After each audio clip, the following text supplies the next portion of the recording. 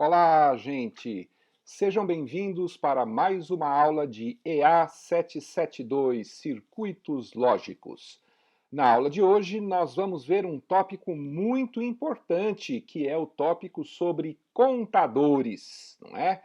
A gente já viu, de uma certa forma, em algumas aulas anteriores, alguns exemplos de contadores, mas a gente não chegou a analisar o funcionamento dos contadores de uma maneira um pouco mais aprofundada. E é exatamente isso que nós vamos fazer na nossa aula de hoje, tá certo? Bom, gente, nós então vamos falar sobre contadores. E antes da gente começar efetivamente a falar sobre contadores, a gente precisa falar de um assunto que nós já falamos anteriormente, mas que também não entramos tanto assim em detalhe, quando nós vimos lá a questão das máquinas de estado, que é a questão da sincronia e assincronia, né? Nós vimos lá que as máquinas de estado elas podiam ser assíncronas, né, dando origem aos sistemas a eventos discretos, tá certo? Ou ela podia ser síncrona, dando origem aos sistemas de tempo discreto, tá certo? Mas afinal de contas, o que é essa tal de sincronia, né? A gente deixou isso mais ou menos sem uma explicação mais aprofundada naquele momento, mas nós vamos agora aprofundar isso um pouquinho mais, tá certo? Essa palavra sincronia, ela vem de sim, que significa ao mesmo tempo, né, ou junto, ou com, tá certo? E cronos, que é tempo, tá certo? Então, sincronia significa basicamente o quê? Ao mesmo tempo, tá certo? Juntos, tá? Então, pensando dessa maneira, nós podemos fazer essa diferenciação entre circuitos assíncronos, onde não existe essa sincronia, e circuitos síncronos, onde essa sincronia acontece. Tá? Então, qual que é a diferença entre eles? Nos circuitos assíncronos, os flip-flops e LEDs podem disparar em qualquer instante. Né? Tendo vários flip-flops dentro de um mesmo circuito, cada um deles vai estar fazendo um disparo em um instante de tempo diferente, tá certo? Ou potencialmente diferente, tá? Já nos circuitos síncronos não é assim que acontece, né? Nesse caso, os flip-flops, ou em alguns casos, os grupos de flip-flops, porque a gente pode ter sincronia em grupos, então esse grupo é síncrono, esse grupo é síncrono de outra maneira. Podemos então ter clocks diferentes ou podemos estar usando bordas diferentes do clock e mesmo assim o meu circuito ele é síncrono, tá certo? O fato é que vários flip-flops, né, ou pelo menos um grupo grande de flip-flops, vai disparar todos ao mesmo tempo, tá certo? A sincronia é garantida pelo uso de um mesmo clock ou a mesma fase do clock, como eu comentei, para todos os flip-flops ou para um grupo desses flip-flops, tá certo? E por que nós vamos começar falando de sincronia e assincronia? Vocês já vão ver daqui a pouquinho, tá certo? Nós estamos falando hoje sobre circuitos contadores, né? E a gente se pergunta para que serve esses contadores, tá certo? Os contadores eles podem ser usados em várias aplicações diferentes, né? Eles tanto podem funcionar como timers, como contadores de tempo, e vocês vão ver mais para frente aqui no curso de vocês que tem vários microcontroladores, principalmente esses que a gente usa para controlar smartphones, ou alguns tipos de circuitos embutidos, né, ou embarcados, como algumas pessoas gostam de falar, nós vamos ver que vão existir vários timers internos, tá certo? Todos esses timers internos são o quê? São contadores que de alguma forma ali ficam recebendo o relógio, né, que é o clock, e eles ficam contando o tempo, tá certo? Então, a coisa que mais a gente usa contadores é para contar tempo e para criar timers e coisas dessas naturezas, tá certo? Mas a gente usa também contadores em vários outros lugares. Eu posso ter, por exemplo, contadores de eventos sensoriados, né? Então, de alguma forma, eu estou capturando por meio de um sensor, tá certo? Imagina que eu tenho um sensor de pessoas, tá certo? Cada vez que passa uma pessoa nesse sensor de pessoas, a pessoa passando nesse sensor vai fazer o quê? Vai disparar o contador, ele vai contar uma pessoa a mais, tá certo? Então, poderíamos ter, por exemplo, um contador de eventos que estão acontecendo. Ou até daquele jeito que nós fizemos lá num exercício anterior, aí de uma aula anterior, onde nós tínhamos lá a máquina de vendas, né? Quando que colocava a moeda, ele disparava um evento. Se a gente quisesse, por exemplo, a gente poderia estar contando as moedas que são colocadas e aí poderíamos estar usando um contador para isso. Não foi o que a gente fez lá naquele caso, mas era uma coisa que poderíamos ter feito também, tá? Uma outra coisa que é muito importante, que vocês vão ter a oportunidade de estar exercitando quando forem lá para o laboratório de circuitos lógicos, no EA773, é usar um contador como contador de programa. A gente tem que parar para pensar, né? Um programa de computador nada mais é do que algo que está na memória, tá certo?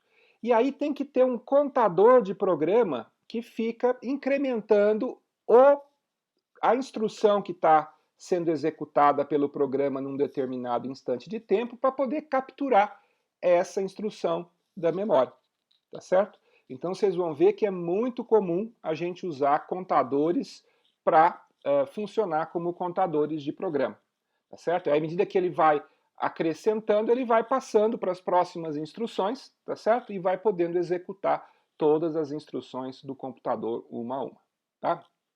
Podemos ainda usar contadores, por exemplo, em controladores de motor a passo, né? Não sei se vocês já viram o motor a passo, provavelmente vocês vão ver ao longo do curso mais para frente, mas é um motor em que a cada pulso que ele recebe, ele gira de um certo número de graus. Um número bem pequenininho normalmente, tá certo?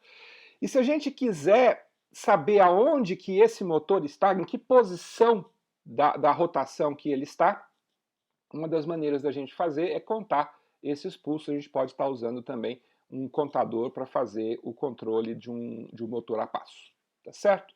Então, nós temos várias possíveis usos para contadores e por isso que nós estamos aqui dedicando uma aula inteirinha só para estudar os diferentes tipos de contadores.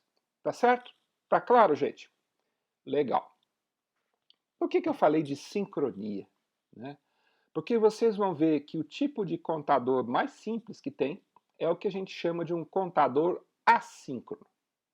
A gente já viu esse contador assíncrono, né? Vocês lembram quando a gente começou a apresentar para vocês os circuitos sequenciais e a gente justamente montou um contador que não era exatamente esse, mas ele era bem parecido com esse. Eu lembro que eu comentei para você que é um contador simples, depois a gente vai entrar em outros contadores que são um pouco mais sofisticados, tá certo? Bom, primeira coisa que vocês devem estar percebendo nesse circuito é que ele parece que ele está ao contrário, né? Normalmente a gente coloca o circuito começando da esquerda e indo para a direita, e esse contador aqui ele está indo da direita para a esquerda. Você vê que a onda do clock está entrando ali lá na direita, parece que os flip-flops estão todos colocados ao contrário, invertidos. Por que será que está acontecendo isso? Será que o professor pegou a figura no espelho, né? Por isso que saiu desse jeito? Não, não é isso não. O Tosse, né, que é o autor do livro que a gente está utilizando, ele vai dizer para a gente que é muito comum em circuitos contadores a gente desenhar os contadores na posição invertida. Por quê? Porque normalmente o dígito mais significativo fica à esquerda e o dígito menos significativo fica à direita, mais para facilitar a nossa leitura do número. Porque vocês já pensaram, se ele fosse da esquerda para a direita, o que ia acontecer? Eu ia ler o número ao contrário, né? Aqui, por exemplo, se eu tiver 1001 como sendo as saídas desses 4 flip-flops, eu sei que esse é o número de fato, tá certo? E não ele ao contrário. Ou 0001 é o número 1 e não 1000. Se ele tivesse invertido, o 1 ia aparecer à esquerda e seria o número mais baixo da contagem, tá certo? Então é muito comum em circuitos contadores a gente colocar ele, desenhar ele invertido. Não há uma regra geral, mas o Tossi está utilizando essa regra em todo o livro dele, então a gente está aqui também seguindo, né, utilizando as figuras dele para poder estar apresentando a aula para vocês, tá certo? Vamos tentar olhar como é que funciona esse contador. Eu lembro que vocês até já viram, né, quando a gente começou a contar para vocês aquele problema que existia, né, se a gente... como é que chama? Aquele tempo, né, que ele tem que ter depois que o clock chega, que esse contador só iria funcionar se esse tempo, que é o chamado tempo de hold, ele fosse próximo de zero. Né? Por quê? Porque ele está mudando, né, a saída logo no instante seguinte. Então, isso era um problema que poderia acontecer. Nesse caso aqui, é um pouquinho diferente. Nesse caso, nós estamos usando aqui flip-flops do tipo JK, tá certo? E nós estamos colocando propositadamente todas as entradas J e K em 1. Vocês lembram como é que funcionava o flip-flop JK quando as duas entradas são iguais a 1?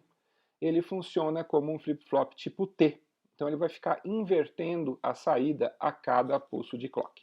Tá certo? Então vamos tentar entender como é que funciona. Né?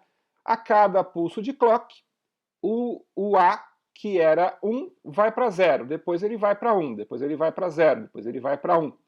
E essa mudança do A vai funcionar como um clock do segundo flip-flop, que por sua vez vai funcionar como uma mudança do terceiro e o outro depois o quarto.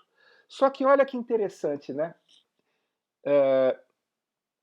Nós vamos ver que o tempo em que isso vai acontecer vai ser diferente. Porque a cada mudança que acontece a cada pico do clock, a gente tem uma mudança de 0 para 1. Então, a cada 2 pulsos de clock do primeiro, ele faz um pulso do segundo, tá certo? E a gente for levando para frente esse raciocínio, nós vamos ver que para que o clock mais à esquerda ele execute um pulso, eu tenho que ter 4 pulsos de clock. Desculpe, 4 não. Eu vou ter 1, depois eu vou ter 2, depois eu vou ter 4, vou ter que ter 8 para ele poder fazer corretamente aí como é que chama? A contagem. Tá certo?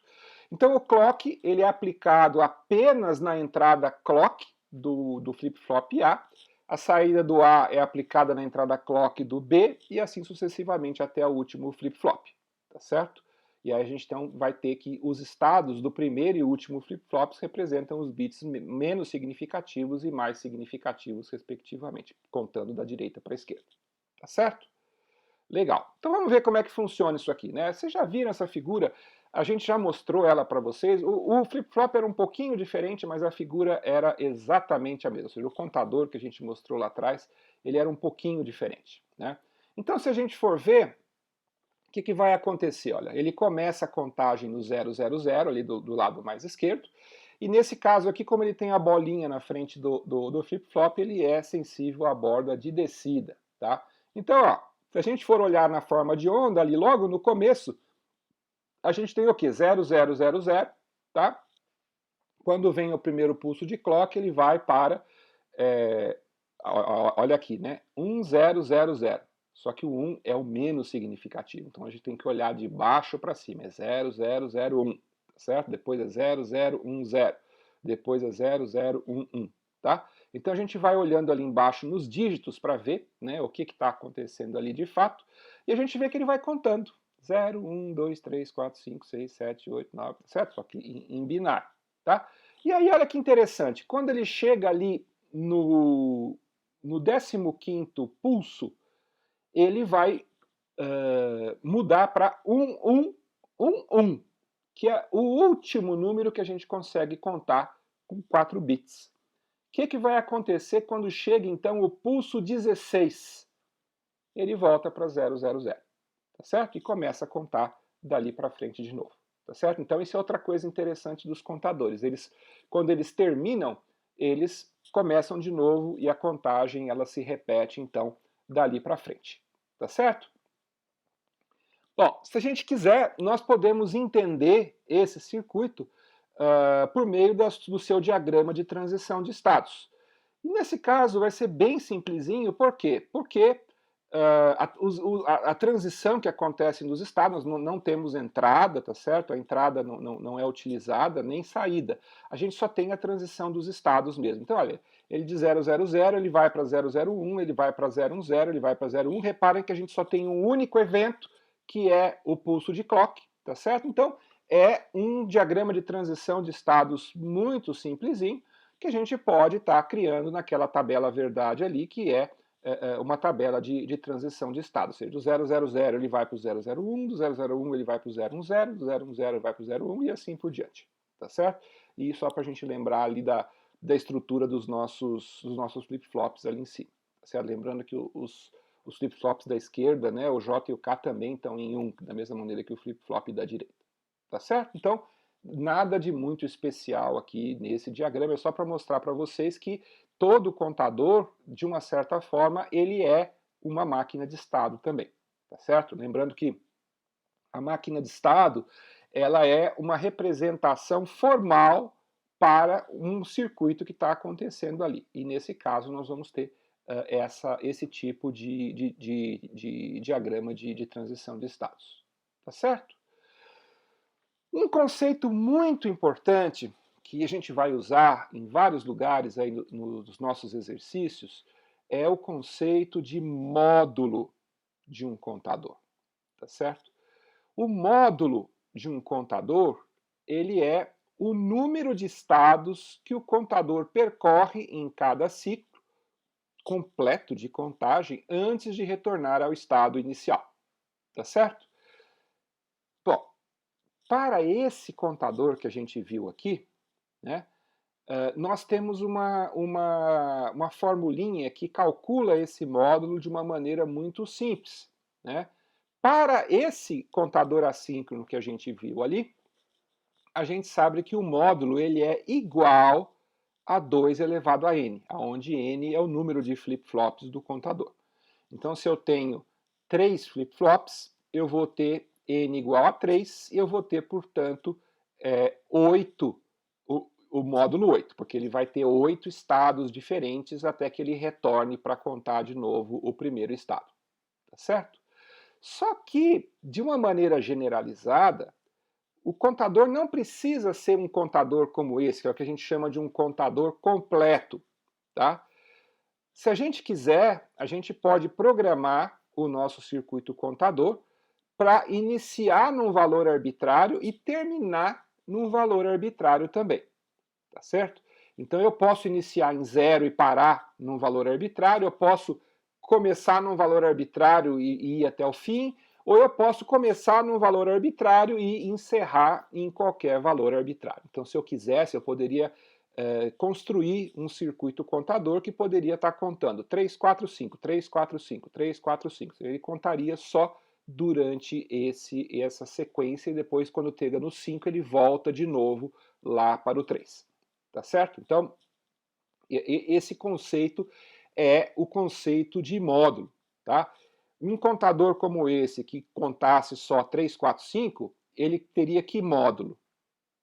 Ele teria o módulo 3, tá certo? Porque eu tenho 3 estados diferentes que estão sendo usados para contagem, tá?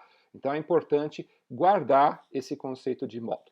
E como a gente pode iniciar e terminar em qualquer ponto da contagem, então de uma maneira mais generalizada, nós vamos dizer que o módulo ele é sempre menor ou igual a 2 elevado a n. Tá certo? 2 elevado a n é o valor máximo de contagem que ele vai poder fazer, mas eu posso encerrar antes, posso começar antes, então eu posso ter, para um contador com 3 flip-flops, eu posso ter módulo 2, módulo 3, módulo 1, tá certo? Poderia ter qualquer tipo de módulo se eu quisesse, tá? Porque eu posso construir o meu contador para funcionar como eu bem desejar, tá certo? Aliás, nós vamos colocar exercícios para vocês, exatamente para vocês exercitarem diferentes tipos de contador que vão estar começando em valores diferentes e terminando em valores diferentes também. Tá certo? Legal. Então, esse é o conceito de módulo do contador. Tá? Nós também já apresentamos para vocês, né, o fato de que todo contador, pelo menos um contador que seja completo, né, que começa em 0, que termina lá no 1, sei lá quantos uns tem, dependendo do número de flip-flops, ele funciona também como um divisor de frequência, tá certo? Então, se nós entendermos que o clock ele tem uma frequência f-clock, nós sabemos que se a gente pegar, né, a onda gerada pela saída A do flip-flop A, né, nós vamos ter uma frequência dividida por 2. Se a gente pegar no flip-flop B, nós vamos ter por 4, né? Por C nós vamos ter por 8 e por D nós vamos ter por 16, tá certo? Então, a gente percebe que a gente está tendo um divisor de frequência. Se a gente precisar, a gente pode aumentar, né, e colocando a saída dele num outro contador, e aí a gente vai conseguir criar divisões arbitrárias de frequência para a gente poder gerar uma onda na frequência que a gente quiser, certo? Passando por vários divisores de frequência. É uma das maneiras que a gente pode usar para dividir frequência, tá? Legal. Bom, uma outra curiosidade que vai aparecer aqui também é essa outra versão de contador assíncrono, que é o chamado contador assíncrono decrescente. Tá? Então aqui repara que a gente está lá no 111, vai descer para 110, depois vai descer para 101, depois para 100, para 011, para 010, para 001, até chegar no 000. Aí ele volta para o 111, tá certo? Então a gente repara que ele está na ordem ao contrário. E como é que a gente faz isso? Em vez de pegar o A e colocar no clock, a gente pega o A barra e coloca no clock, tá certo? A mesma coisa ali, o B, a gente pega o B barra e coloca no clock, tá? Então, usando esse pequeno truque, a gente pode estar fazendo a contagem acontecer ao contrário, tá certo? Bem simples também para a gente implementar esse contador assíncrono decrescente.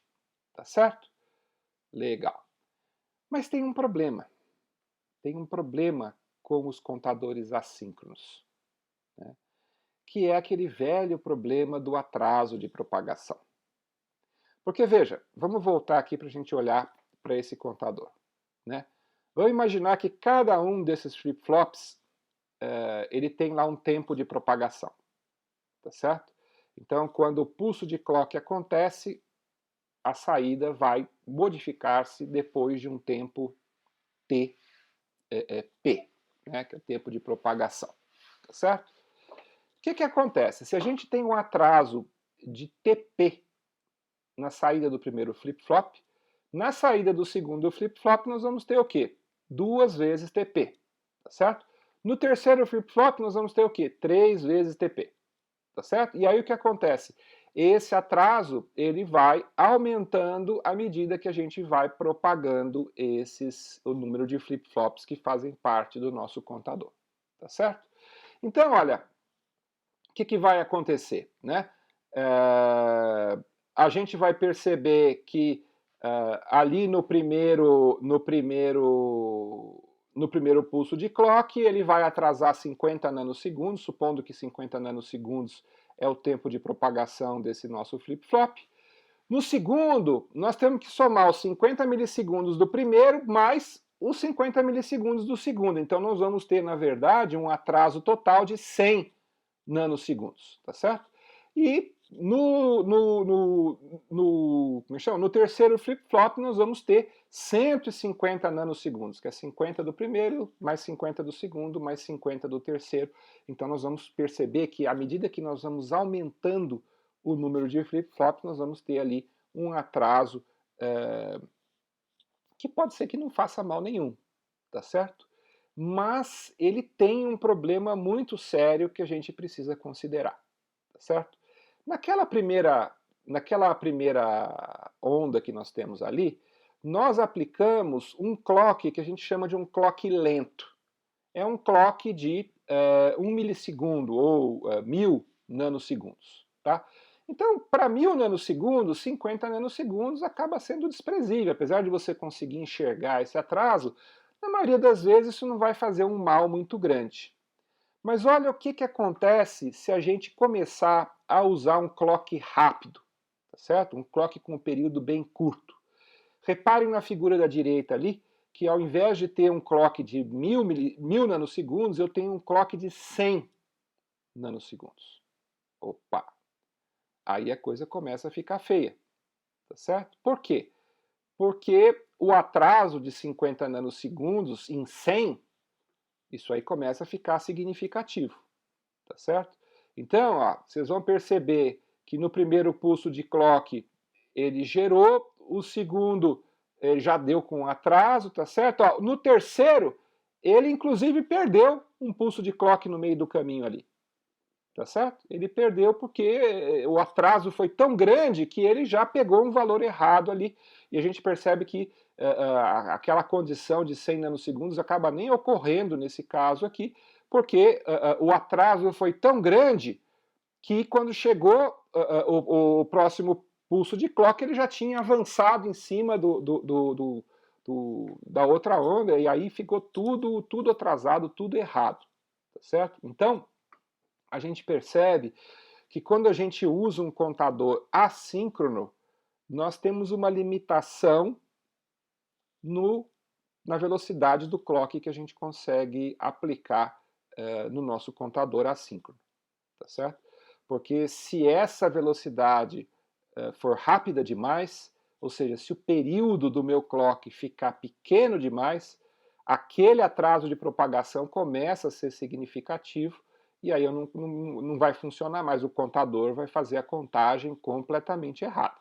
Tá certo? Você vai ver os números que aparecem ali no contador vão ser completamente loucos, ele não vai contar da maneira correta como deveria. Tá certo?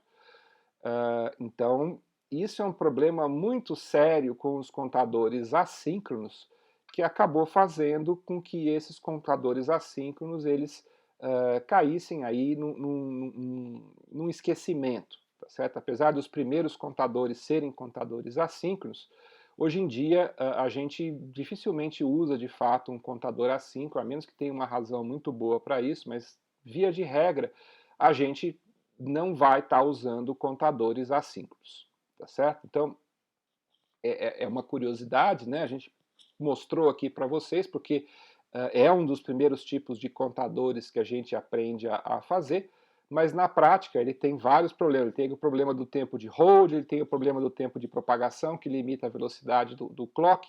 Então, assim, é complicado. A menos que a gente tenha um circuito muito bobinho, com um tempo de clock gigantesco, que esse atraso de propagação aí fica quase que imperceptível, a gente não deve usar um contador assíncrono, a gente deve dar preferência para os contadores síncronos, certo? E o que são contadores síncronos? São contadores que agora vão operar, podem operar, né, em frequências mais elevadas, porque o clock é exatamente o mesmo em todos os flip-flops. Então olhem ali na figura, tá vendo? Ó? O clock ele está entrando ao mesmo tempo no flip-flop A, no flip-flop B, no flip-flop C e no flip-flop D. E como é que é feita a contagem? O princípio é exatamente o mesmo, tá certo? Só que ao invés de entrar ali no clock, a gente usa a saída de um flip-flop para ele dar enable ou não no flip-flop T. Vocês lembram que o flip-flop T, quando ele coloca 0 e 0, ele não conta. Quando acontece 1, ele modifica, ele inverte o sinal. Então ali, como aquele A está o tempo todo mudando, tá certo? Eu vou ter aquele mesmo efeito que eu tinha no caso do contador assíncrono, e ele vai funcionar corretamente, tá certo? Só que no terceiro flip-flop não é tão simples assim. Eu não posso pegar simplesmente a saída e aplicar ela diretamente, tá certo? A gente tem que fazer um AND da saída de A com B, né, para garantir que os dois estão igual a zero, tá certo? No caso do outro flip-flop ainda, a gente tem que fazer um AND com os três anteriores para que todos eles sejam igual a zero, para que o outro flip-flop, né, desculpe, com que um deles seja igual a zero, que ele vai zerar o outro flip-flop, certo? Então, é um pouquinho diferente o circuito, tá certo? Mas ele vai funcionar corretamente aí para poder fazer essa contagem, tá ok? Legal. Então, para contadores, de um modo geral, contadores síncronos, né? As entradas J e K dos flip-flops devem ser conectadas de modo que estejam em nível alto apenas quando as saídas dos flip-flops de ordem mais baixa estiverem também em estado alto, tá certo?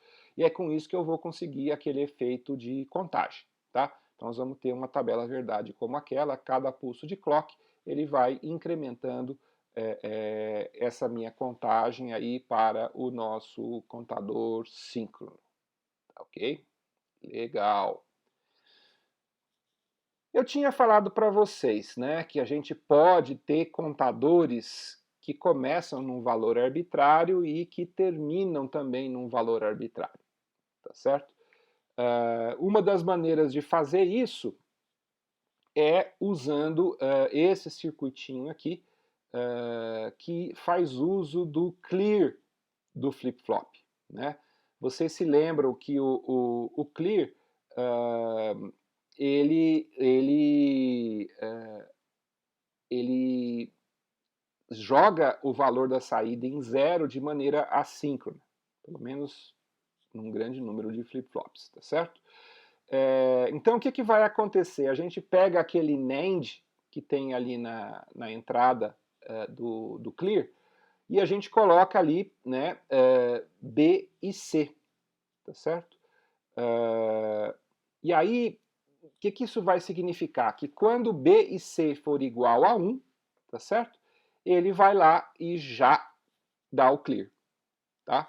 Então, no instante em que eu tiver na minha contagem ali 1, 1, 0, tá certo?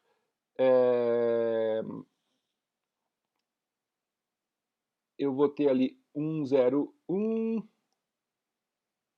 1, 1, 0, 1, 1, 0, 1. Isso, tá, 1, 0, 0, tá certo? É quando ele tem o quinto pulso de clock. Quando deu o sexto pulso de clock, ele estava ali em 1, 0, 1, que é o 5. E aí o que aconteceu? Ele pega e volta para o zero. Porque quando ele já tem ali, no instante em que ele muda a saída do 101 para 110, né?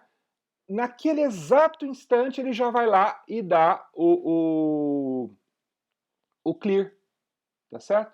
Então vocês percebem o que? Tá vendo aquele pico que ele está colocando ali? É porque ele voltou no 000. Ele acontece tudo muito rápido. Então, se a gente fosse analisar isso bem friamente, né, a gente teria um diagrama de transição de estados como aquele ali, tá certo? Então ele começa no 000, ele vai para o 001, depois ele vai para o 010, depois ele vai para o 011, depois ele vai para o 100, depois ele vai para o 101. E aí, quando vem o pulso de clock, ele tenta ir para o 110. Só que a hora que ele entra no 10, imediatamente ele já vai lá e já dá o clear nos flip-flops. Então ele já volta para 000. Então esse estado 1-0 ele é um estado que não chega nem a ficar muito tempo ali, porque ele ele entra nele e já sai quase que imediatamente, tá certo? É o tempo basicamente daquele clear atuar, tá certo? Então na prática é como se eu estivesse pulando do 101 para o 100, tá certo?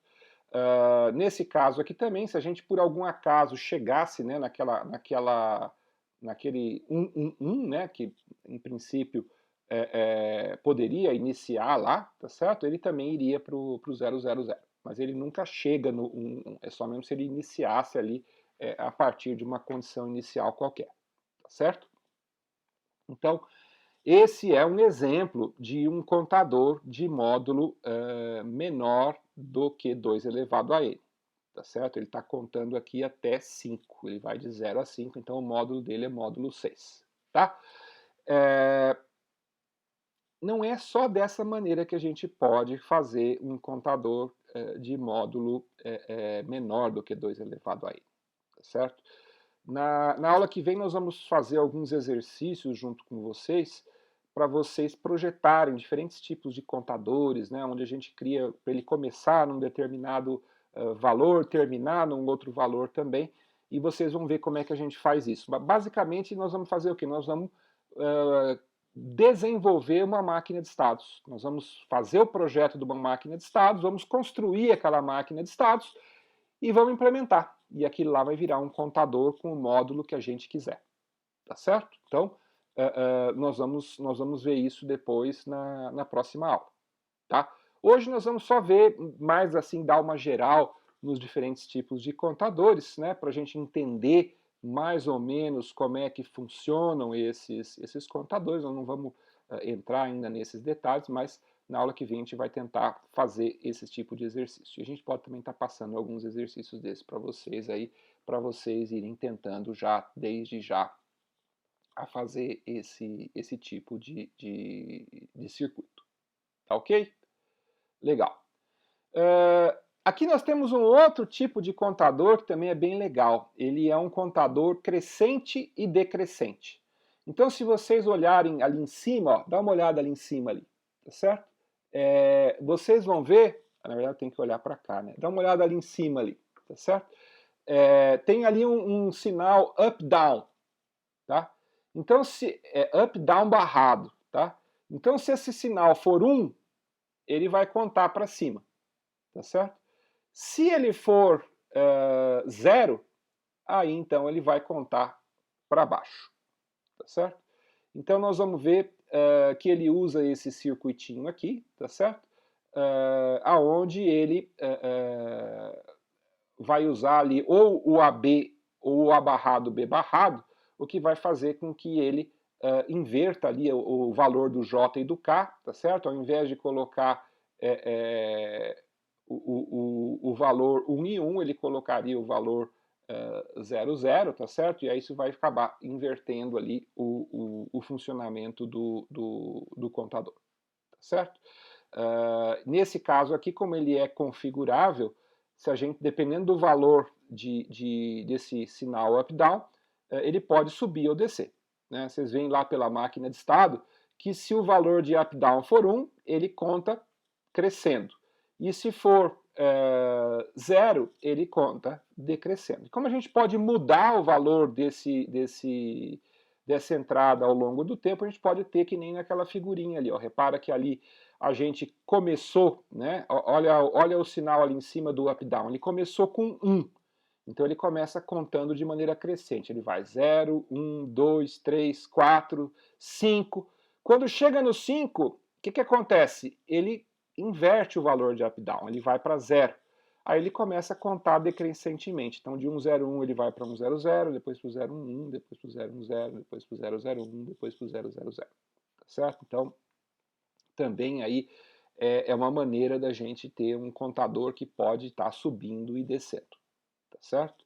Repare que sempre tem um truquinho para fazer isso, mas lembra, esse circuito pode ser que vocês não entendam como que ele funciona, mas se vocês pegarem lá as equações da máquina de estado, que vocês já aprenderam a calcular, vocês vão ver que vai dar exatamente um circuito como esse aqui, para a gente conseguir fazer ele na ordem crescente ou na ordem decrescente. Tá certo? E aquele up-down seria uma das entradas dessa minha máquina de estado. Dependendo da entrada ser 0 ou 1, nós vamos ter um comportamento diferente. E se a gente fizesse ali o projeto da máquina de estado, a gente ia chegar exatamente nesse circuito aqui. Tá certo? Ou pelo menos num circuito equivalente a ele. Tá? Lembrando que os circuitos combinacionais às vezes podem ser equivalentes, mas provavelmente ia ser esse mesmo aqui. Tá? Legal. Um outro tipo de contador bem legal, né, é esse contador com carga paralela. Né? Eu acho que, na verdade, né, ele é em inglês a gente fala assim, é um contador com um preset. O que é o preset? Eu posso forçar um estado que eu queira num determinado momento. E é isso que ele está chamando aqui de carga paralela. Em português a tradução não é tão legal, preset dá um pouco mais essa ideia. O fato é que eu quero programar para que em determinadas circunstâncias eu pule diretamente para um determinado número da minha contagem. Tá? Como que isso é feito? Ele é feito nesse caso aqui, tem outras maneiras de fazer isso também, mas nesse caso aqui, isso é feito por meio do preset e do clear. Tá? Então, observem ali que ele basicamente, dependendo ali de eu ter aquela entrada carga paralela em 1 ou em 0, tá certo? Ele vai ou manter a carga normal, ou, né, se eu tiver aquele carga paralela em 0, né, o que vai acontecer? Ele vai setar ou o preset em 1 ou o clear em 0, ou o preset em 0 e o clear em 1. Então repara que aquele circuitinho ele faz exatamente isso. Tá? Ele força para que um deles fique 0, outro fique 1, e aí com isso eu consigo setar ou resetar cada um daqueles flip-flops e eu consigo forçar então a entrada que eu quero. Tá? Existem outras maneiras de fazer essa carga paralela, uma delas é usando um multiplexador na entrada do flip-flop. Nós vamos também ter um exercício sobre isso também mais para frente na aula que vem, que a gente vai olhar isso com um pouco mais de cuidado. O fato é o seguinte, esse contador com carga paralela, ele é muito importante. Porque vocês lembram quando a gente falou que a gente pode usar um contador como um contador de programa? Né? Vamos supor que eu não tivesse a possibilidade desse contador com carga paralela. Como é que eu conseguiria dar um pulo no meu programa? Né? Antigamente a gente falava fazer um go-to, né, para ele pular para uma determinada linha específica do meu programa. Não seria possível, tá? Porque ele só estaria contando ou em ordem crescente ou em ordem decrescente. Mas com esse contador com carga paralela, como eu posso forçar a qualquer instante um valor qualquer, tá certo? Eu posso pular para qualquer valor ali. Então, o meu contador de programa ganha essa flexibilidade a mais, porque ele permite que você pule diretamente para um valor de contagem genérico aí que eu queira. Tá certo? Nós vamos depois ver um exercício mostrando como implementar isso aqui usando máquina de estado. Máquina de estado é um negócio fantástico, gente. Eu sei que vocês acharam as aulas complicadas, eu sei que vocês talvez não tenham gostado muito do formalismo, mas máquina de estado é assim um artefato de engenharia, porque com máquina de estado a gente consegue fazer absolutamente tudo que a gente quer. Quase, né? Não vou falar tudo, mas faz muita coisa. Tá? Legal. Como contadores são circuitos muito comuns e muito utilizados, nós vamos ver que aquela família 74 ela já prevê para a gente um certo número de contadores. Tá? Nós vamos ter contadores de diferentes tipos que são encapsulados diretamente na forma de pequenos chips, são circuitos integrados com contadores síncronos embutidos dentro deles. Uma das séries mais famosas que a gente tem é essa série do 74160 até o 74163. Todos eles são muito parecidos, tá? As diferenças que vão existir entre eles são mínimas. Esses aqui é aqueles bons para a gente colocar em teste de questionário, né? Porque a gente tem que lembrar cada um deles, o que eles fazem, tá certo? E a gente vai perceber que a diferença entre eles é muito pequena, tá? Então, vamos olhar ali para aquela caixinha ali em cima para a gente entender, né, o que ele faz. Basicamente, nós temos ali duas entradas de enable, o enable T e o enable P, que nós daqui a pouco vamos entender a diferença que tem entre esses dois. Os dois, em princípio, servem para habilitar a contagem. Tá? Quando os dois estão com valor alto, ou seja, os dois estão com 1, o contador conta normalmente. Tá? Se o enable P ou o enable T, se um dos dois ficar em 0, ele para a contagem. Não é que ele desliga, não. Ele simplesmente mantém o valor da contagem aonde estava antes. Tá certo? Ele é um circuito de enable.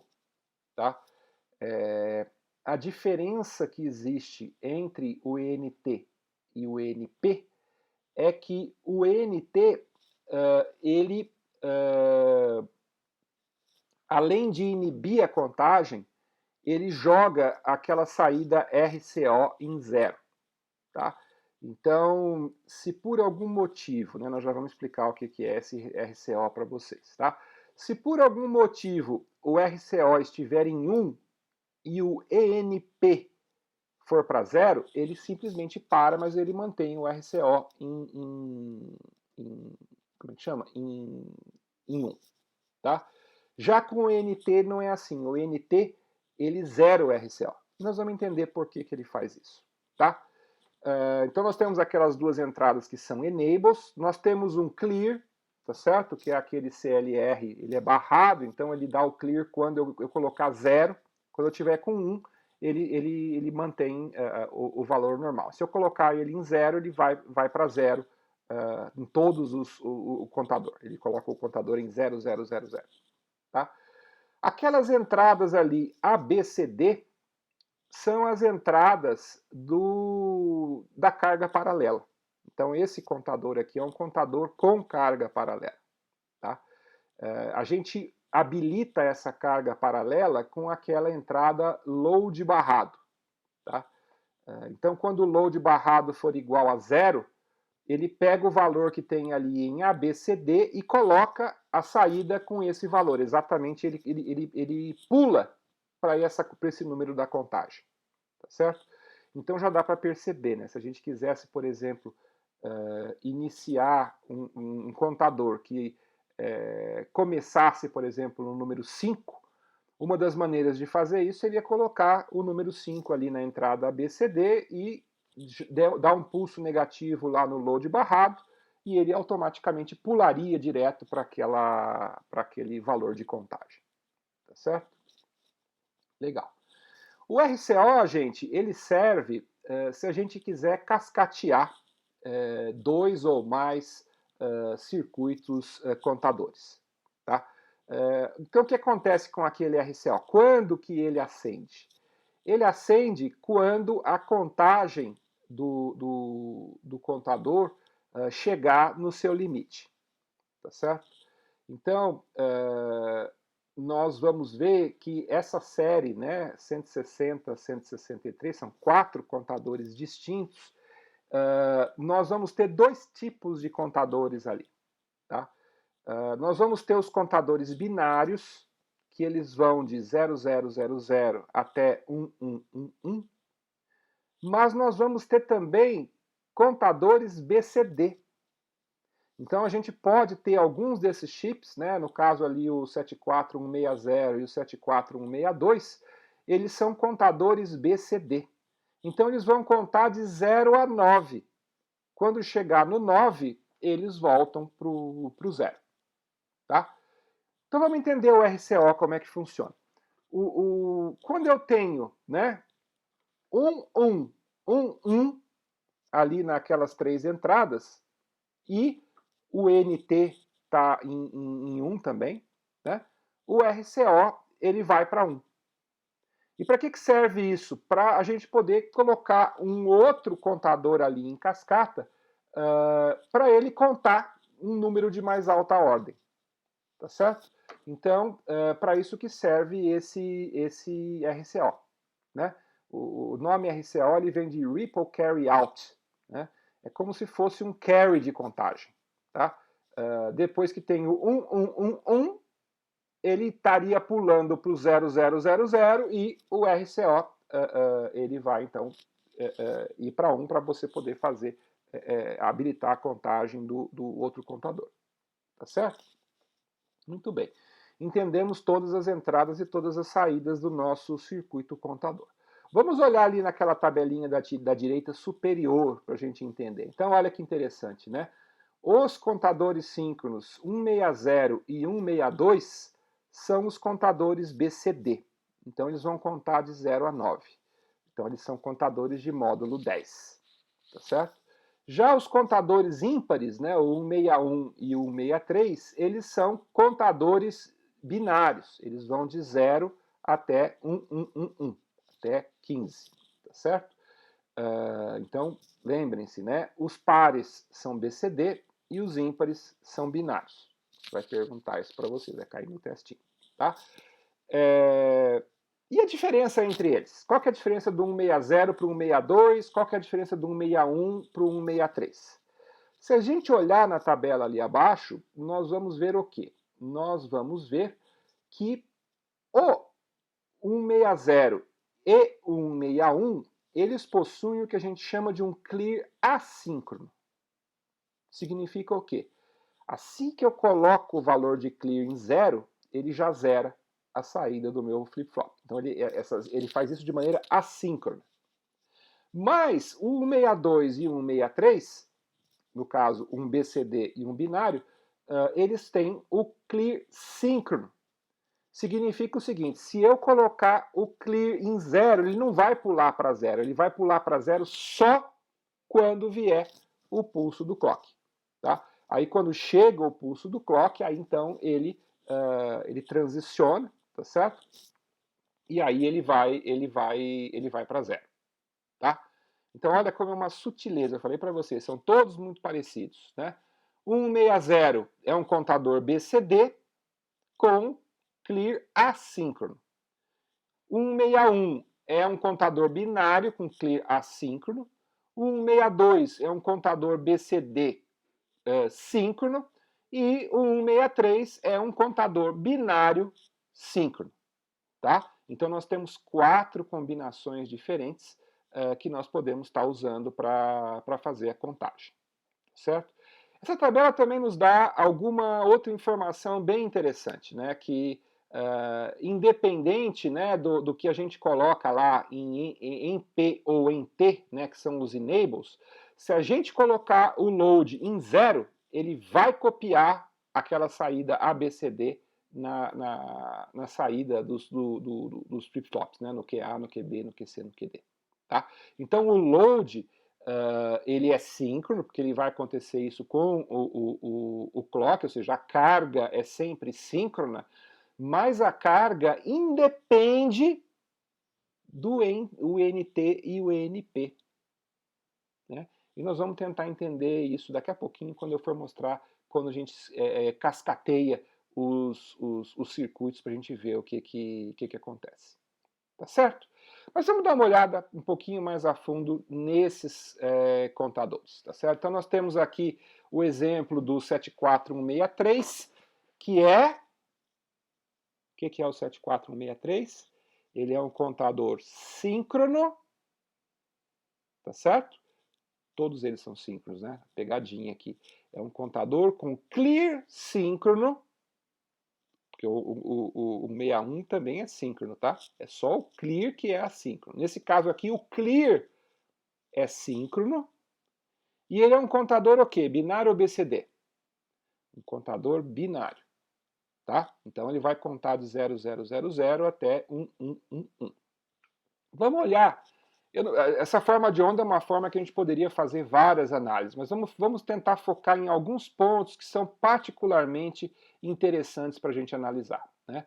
O primeiro deles acontece aqui, quando eu coloco o meu clear em 0. Se vocês observarem, não é no instante em que o clear vai para 0 que as saídas, né, QA, QB, QC e QD vão para 0. Tá? Elas só vão ir para 0 quando vier o pulso do clock ali no instante T2. Tá? Então, chegou o clock ali no instante T2, ele pega e força a saída dos 4 flip-flops em 0 e a contagem é resetada para 0. Então esse é um ponto importante desse nosso diagrama de ondas aqui, para a gente entender o funcionamento do 74163. Tá? Outro ponto interessante é aqui, olha. Ali na figura não dá para ver, mas a gente estava colocando uma entrada que é 0011, tá certo? 0011, A igual a 0, B igual a 0, C igual a 1, D igual a 1, tá? Na figura aqui ficou cortado, mas esse é o valor, olhando aqui pelo diagrama dá para a gente perceber que era esse o valor na entrada. Por quê? Porque como quando chega o pulso do clock ali em T3 e ele encontra o load barrado em 0, ele vai copiar o que tem em ABCD e vai colocar isso ali na entrada. Então a gente percebe, ó, vamos ver o que tinha antes, né? Antes a gente tinha o número 0011, tá? Em binário. QD é o mais significativo, tá? Aí ele está forçando aquele valor que eu falei para vocês, que é o 1100 em binário, tá? Então o que acontece? O QD vai pular para 1, o QC vai pular para 1, o QB vai pular para 0 e o QA vai pular para 0 exatamente naquele instante T3. Significa que ele fez uma carga paralela exatamente naquele instante, tá? Então esse é outro ponto importante desse diagrama que a gente precisa prestar atenção, ok? Outro ponto interessante é quando o enable P e o enable T eles são disparados, tá?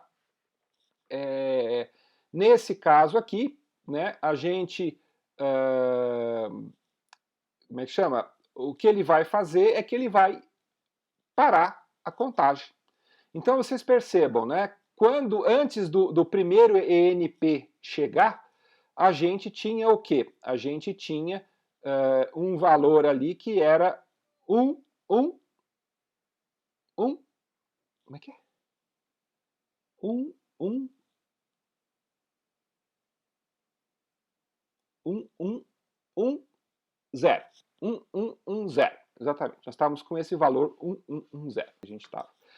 Quando chegou ali um instante T4, ele deveria ter pulado para o 1, 1, 1, 1. Mas como o ENP foi para 0, e ele estava em 0 quando chegou o pulso T4, tá certo? O que aconteceu? Ele manteve a contagem do mesmo jeito que estava, tá certo? Ele não executou a contagem, tá? E ali, como depois que o NP foi para 0, o NT também foi para 0, olha, ele vai manter isso durante o T4, T5, somente quando chega o pulso T6 é que ele vai voltar a contar novamente, aí ele vai para o 1, 1, 1, 1, tá certo? Então, a gente realmente parou a contagem quando a gente usou o ENP e o NT, tá? Legal. E o último ponto aqui que vale a pena a gente prestar atenção também é o seguinte, né? Reparem que quando a gente tem ali na saída 1, 1, 1, 1, o que levantou ali embaixo? Ó? O RCO. O RCO foi para 1 também. Então, no instante em que ele mudou para o 1, 1, 1, 1, o RCO levantou para 1 também. E quando ele voltou para 0, 0, 0, 0, ele volta para 0 também. Tá? Esse RCO, como eu falei, ele é usado para a gente cascatear diferentes chips de contadores. Tá ok? Legal. Esse aqui é o 74163. Né? É o contador binário com clear síncrono. Tá certo? Como a gente percebeu ali quando aconteceu o pulso de clear. Tá? Agora nós vamos olhar um outro circuito, que é o 74160. O que é o 74160, gente? Primeiro, ele é contador BCD. Ele não é contador binário. Significa que ele vai contar até 9. E aí ele volta para 0. Tá? Então nós vamos ver que ele tem um comportamento diferente por causa disso. Ok? Outra coisa que tem de diferente é que o clear dele é assíncrono. Tá? Então, como o clear ele é assíncrono, ele vai mudar imediatamente para 0. Que se vocês forem ver, é exatamente o que está acontecendo aqui. Ó. Tá vendo? Ó? O clear foi para 0 num instante que não era pulso de clock, porque esse clock é de subida, tá certo? Mas o que aconteceu? Olha, a saída foi imediatamente para 0. Tá? Porque o clear ele é assíncrono. Tá? Então essa é uma das diferenças desse contador aqui. A outra diferença que vale a pena a gente perceber, né, é que, olha que situação que o RCO subiu agora, né? Se vocês forem olhar, olha, o QD é 1, o QC é 0, o QB é 0 e o QA é 1. Então ele mudou, subiu ali o RCO quando eu tenho 1001, que é o valor 9. Por quê? Porque de 9, logo em seguida, ele já vai passar para 0. Tá certo? Então essa é uma outra diferença interessante desse contador. Mas ele tem mais coisas interessantes. Olha aqui, ó. O que acontece quando a gente coloca o NP em 0? Né? Ele vai inibir a contagem. Então, vocês vão ver que o mesmo valor que ele estava ali no instante T7, quando chega a T8, ele se mantém. Ele não vai contar. Tá certo?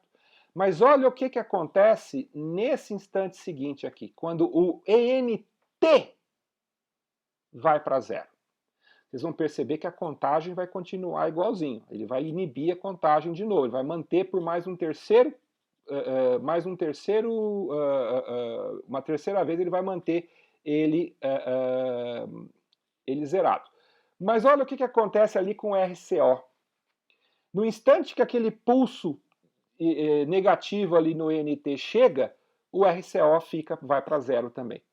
Tá? Por que acontece isso? Para evitar dele permitir uma contagem no próximo chip cascateado. Nós já vamos ver isso aqui daqui a pouquinho. Tá? Então, percebam que a forma de onda final dos dois contadores ela é bem diferente. Tá? O efeito final que acontece ele é bem diferente por conta dessas diferenças que existem entre esses 4 chips, que são todos muito parecidos, mas não são exatamente iguais. Eles têm algumas diferenças entre eles. Tá? E aqui nós temos o exemplo de um contador de múltiplos estágios, que é o caso em que a gente está cascateando. Tá? Então, esse contador é um contador de 4 bits. Tá certo? E olha que legal o jeito que ele funciona para a gente cascatear. Tá certo? Bom, o clear nós vamos colocar nos dois ao mesmo tempo e o load também vamos colocar nos dois ao mesmo tempo. Porque a gente, quando tiver um clear, a gente quer que zere os 8 bits, e não só os primeiros 4 bits, a gente quer que zere tudo, tanto no primeiro quanto no segundo chip. E quando a gente fizer uma carga paralela também, a gente quer que essa carga paralela ela aconteça no primeiro e no segundo chip simultaneamente. Eu quero carregar o número inteiro, não só metade do número ali no meu contador. Tá? Mas olha que legal. Bom, o NP a gente mantém sempre no 1 e a entrada NT do primeiro estágio, né, do meu contador, eu vou colocar um enable, que é para posso querer desabilitar esse contador aí externamente. Tá certo? Mas olha que legal o truque que faz ele funcionar. Olha ali que o RCO, eu estou usando ele para entrar na entrada ENT, lá do segundo. Tá certo? E o que isso faz? Né? Quando que o RCO vai para 1? Esse aqui é um 163, então ele é um contador binário. Então isso vai acontecer quando a saída for exatamente 1, 1, 1, 1. Tá certo? Então, nesse instante, é que ele vai lá e habilita o RCO. E ao habilitar o RCO, o que ele vai fazer? Ele vai habilitar o segundo chip para contar. Ele vai contar uma vez. Mas olha que legal, gente. O primeiro chip tem que contar até 15 para que o outro chip conte 1. Aí o outro chip volta o INT a ficar a 0, ele fica parado ali por mais 15 vezes do primeiro chip, e aí ele conta o 2. Vocês perceberam o que está acontecendo? Eu estou criando um contador de uma ordem bem mais alta. Ele vai contar o segundo, estágio 2 aqui, ele vai contar somente a cada vez que eu der uma volta completa no primeiro contador. Tá certo? Então, a gente percebe que esses dois contadores cascateados dessa forma, eles funcionam como se fosse um contador de 8 bits. Tá certo? Mas tem uma sutileza aqui também, né? Qual que é essa sutileza? O que acontece se o enable, que eu coloquei ali na entrada do primeiro contador, for 0? Significa que eu parei a contagem. Vocês lembram que tinha aquele caso lá que o NT, a gente via que ele jogava o RCO em 0. Por que ele coloca esse RCO em 0? Porque, ó, vamos imaginar que eu coloquei aquele enable em 0. Então o primeiro chip parou de contar. Mas se por acaso ele deu azar de estar na saída ali, o RCO está alto, o que isso faria? Isso faria o chip do estágio 2 fazer a contagem, mesmo que o primeiro tivesse parado. E aí ia dar um erro no meio da contagem. Tá certo?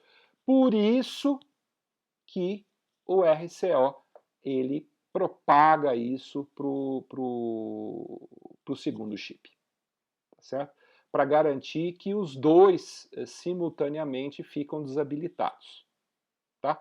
É uma maneira de fazer. Eu poderia pegar aquele enable também e colocar os dois simultaneamente nos dois chips, seria uma maneira alternativa, mas esse circuito ele já prevê essa possibilidade de você simplesmente colocar o RCO ali no NT, e a gente sabe então que se eu desabilitar ali o NT da entrada, ele automaticamente desabilita o RCO também, então o outro chip também para de contar, os dois param de contar ao mesmo tempo, tá certo? E nesse caso aqui nós temos dois estágios, nós temos podemos contar até um número de 8 bits, tá certo? Mas se a gente colocasse mais um, poderia contar até quanto? Né? Até 12 bits. Se colocasse mais um quarto, daria para contar até 16 bits. Então, a gente pode ir cascateando quantos a gente quiser ali, tá certo? Que a gente pode, então, aproveitar desse efeito de cascateamento para poder criar um contador de uma ordem maior, né, uma contagem maior, de um módulo maior, simplesmente cascateando um contador em outro contador. É bem legal isso aqui, né? Com isso a gente fica com uma flexibilidade enorme, porque a gente não precisa criar um contador de 8 bits, a gente usa um contador de 4 bits e vai cascateando ele quantas vezes for necessário para a gente poder fazer contadores de mais alta ordem, tá certo?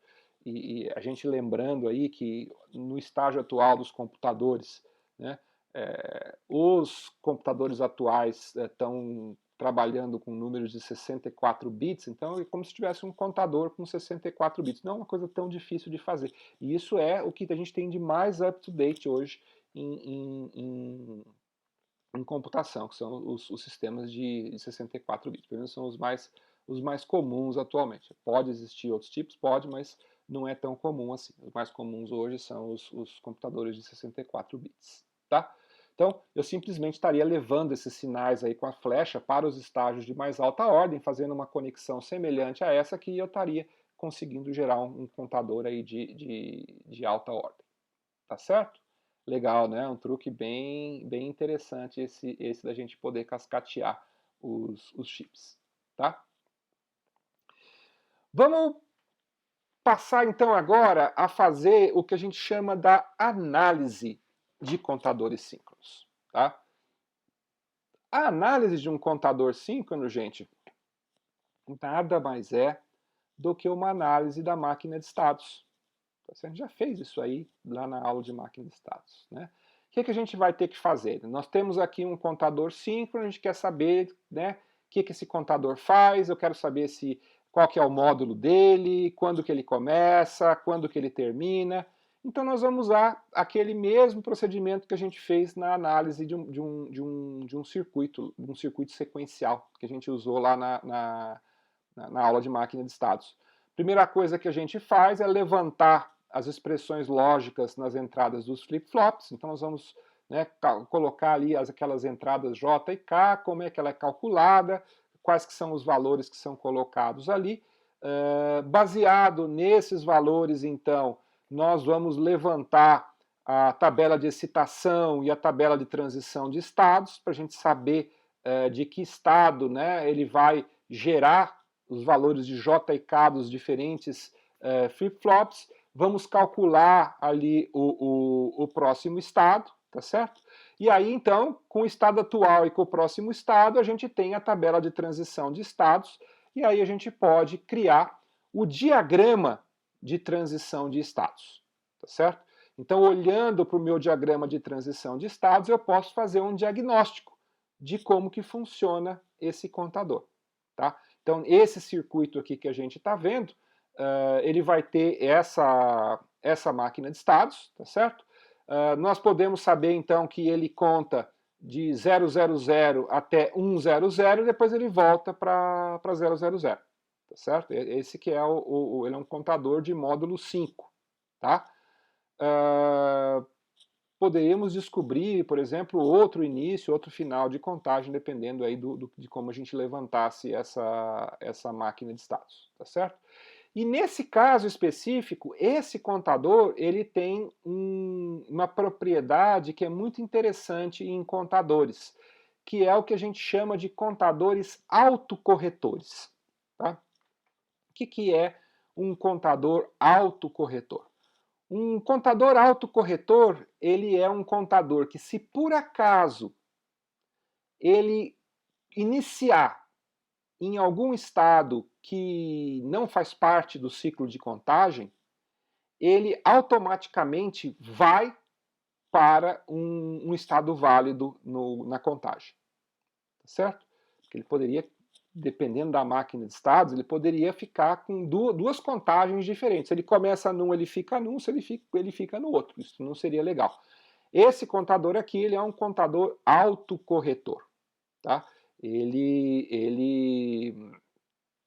Se eu começar no 101, por exemplo, o próximo estado ele vai para 01, daí ele começa a fazer a contagem normalmente. Se ele estiver no 10, ele vai para o 00, se ele estiver no 11, ele vai para o 001, e a partir dali ele continua a contagem normalmente. Tá certo? Então, essa propriedade de autocorreção é uma propriedade importante que a gente vai poder atribuir ou não a um circuito de um contador. Tá certo? Nesse caso aqui, ele é autocorretor. Tá ok? Legal. E o contrário? Como é que a gente faz se a gente quiser fazer o projeto de um contador síncrono? Né? Basicamente, gente, é o projeto de uma máquina de estados. Tá certo? Vocês já sabem como fazer. Né? A única diferença que tem é que essa máquina de estados ela vai ficar circular. Ela vai formar um ciclo de contagem, tá certo?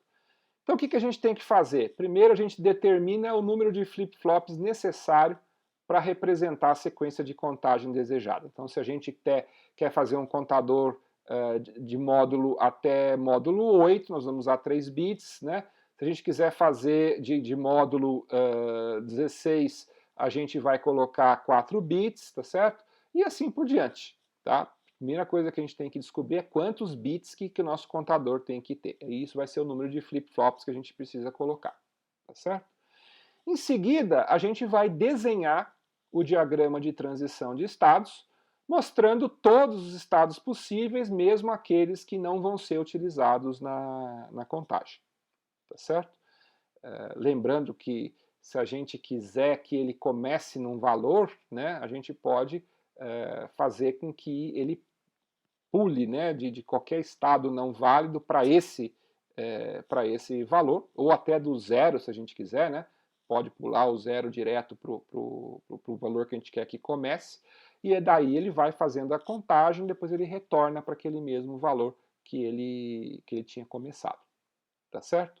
Então nós vamos desenhar o diagrama de transição de estados, mostrando os estados possíveis, e aí nós vamos utilizar o diagrama de transição de estados para construir uma tabela de transição, né, com os estados atuais e os estados futuros. Vamos, né, então, gerar a tabela de excitação do flip-flop, né? Que nem a gente já falou, se for um flip-flop tipo D, é fácil, né? A tabela de estado já me dá a tabela de excitação. Senão eu tenho que gerar a tabela de excitação, tá certo? Vamos acrescentar a tabela de transição, as colunas referentes às entradas de cada flip-flop, e para cada estado atual, indicar os níveis necessários em cada entrada do flip-flop para produzir a transição para o estado futuro. Tá certo? Aí nós vamos pegar essas tabelas, vamos colocar no mapa de Carnot, projetar o circuito lógico combinacional para construir esse nosso contador e vamos implementar o circuito lógico do contador.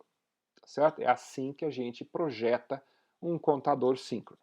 Tá? Depois nós vamos fazer, na aula que vem, alguns exercícios, né, para alguns casos específicos que a gente gostaria de estar trabalhando. Tá certo? Legal. Vamos ver um exemplozinho, tá?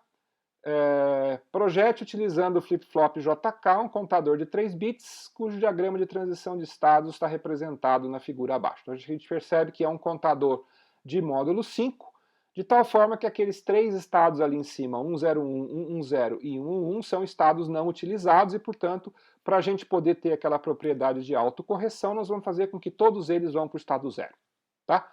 Reparem que naquele outro caso a gente fez de um pouquinho diferente. Nesse caso aqui nós estamos forçando todos eles a irem para 0 caso ele comece num desses estados inválidos. Tá ok? Muito bem. Como é que a gente faz esse projeto? Né?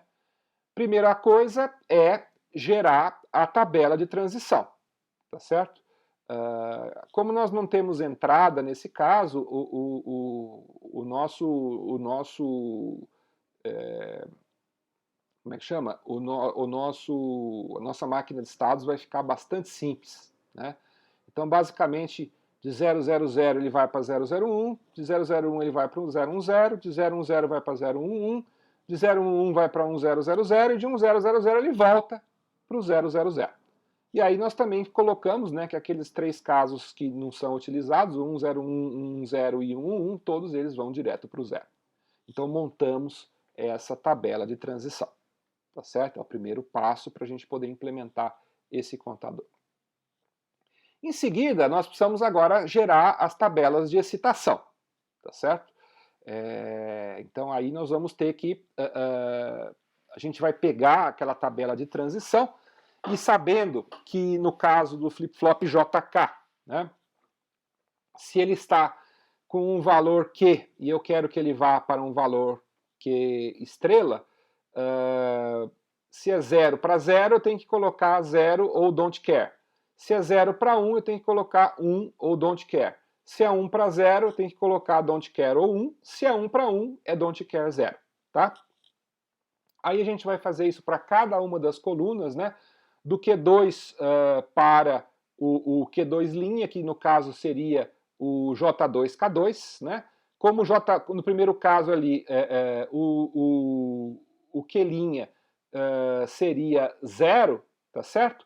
A gente, de 0 para 0, a gente coloca 0 e don't care para o J2K2, tá? E vamos fazer isso para cada uma das possíveis combinações, vamos gerar essa nossa tabela de excitação, tá ok?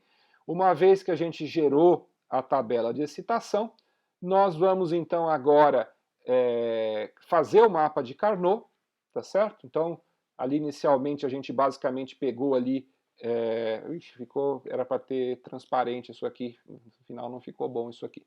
Mas enfim, eu estou mostrando simplesmente aí os nós que vão ficar,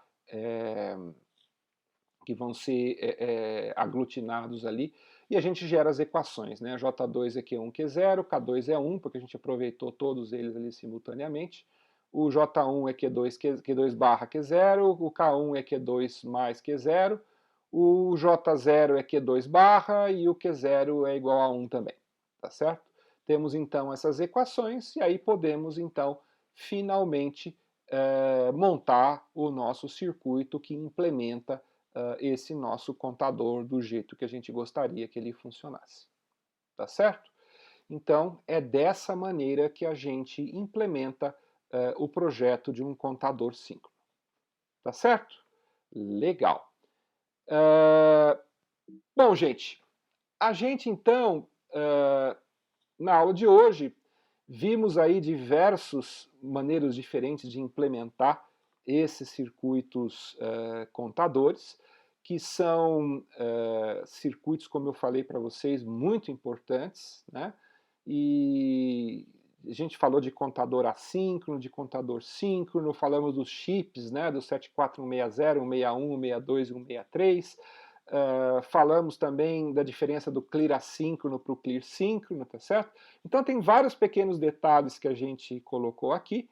Na aula que vem, nós vamos fazer alguns exercícios envolvendo contadores para vocês aprenderem como é que a gente funciona, né, nesse processo aí de trabalhar com diferentes tipos de contadores. Tá bom? Então, por hoje a gente fica por aqui e até a próxima aula.